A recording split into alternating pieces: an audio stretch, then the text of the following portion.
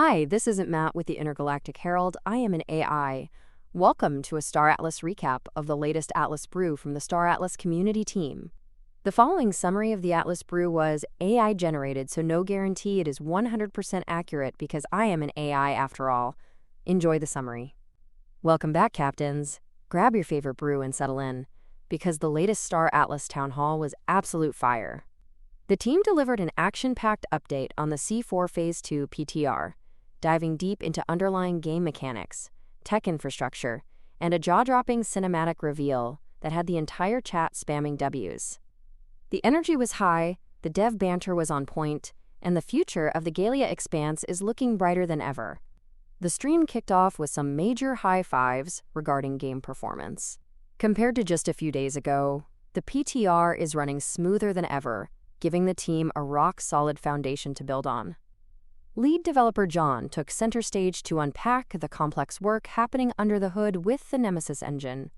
The team is currently building out true, self-thinking identities for unaligned NPC factions using actual Star Atlas lore. Right now, they're dialing in movement across boundaries for Jorvik pirates and Relic Baron merchants, but this system will eventually scale to all 88 lore factions, allowing NPCs to independently conquer star bases, manage their own markets, and dynamicize the universe. The discussion then shifted to a fascinating debate on game economics and progression, specifically how players earn XP. Michael and Jose detailed a major design pivot, moving away from an exponential XP curve tied to ship size and toward a flatter progression model. The team emphasized that owning massive ships should reward you on the economic front, with higher resource extraction, but it shouldn't allow you to buy your way to the top of the skill tree. Instead, XP will reward active time spent in the game, giving everyone an equal shot at mastering skills.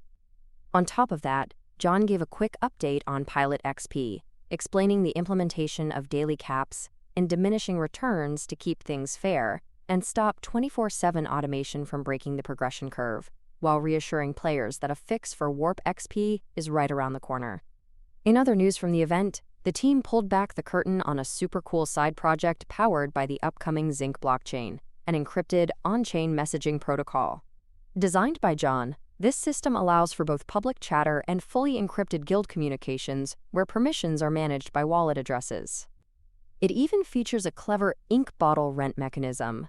You pay a tiny fraction of Zinc to post a message, and when the message is deleted or auto-cleaned after 7 days, that Zinc is refunded straight back to your wallet. Looking at the broader horizon, the roadmap is taking clear shape.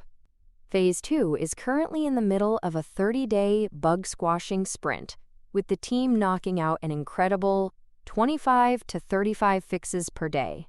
Once the client is fully polished, Phase 3 will introduce crew systems and the highly anticipated single-player campaign mode. Michael shared that mainnet launch is realistically 2 to 3 months away, which will kick off alongside a massive 30-TO 45-day global marketing campaign, the Zinc mainnet Genesis event, and new token listings. Beyond the heavy technical updates, the stream was packed with great community moments. The team gave a shout-out to community member Scavenger for spotting a potential building claim exploit, while the devs traded hilarious jabs, including Michael threatening to melt the server by spawning 10,000 NPCs, and AI agent Artemis calling out John's SDK documentation. But the absolute peak of the event came at the very end, when Michael dropped a surprise teaser for the single-player campaign intro cinematic created by Danny. Featuring a high-stakes, seal-encrypted transmission from the Council of Peace, the cinematic sent absolute chills through the community and proved just how cinematic Star Atlas is becoming. To wrap things up, the main takeaway is clear. Sage is no longer just a series of test labs. It is officially becoming the permanent, persistent browser MMO we've all been waiting for. If you're jumping into the PTR today, make sure to check out the newly added Daily ZXP tracker in your character settings to optimize your rewards, keep pushing those bug reports, and don't forget to redeem the community event claim code, debugging. That's all for this recap, Captains. Keep grinding, stay safe in the dark void, and we'll see you in the stars.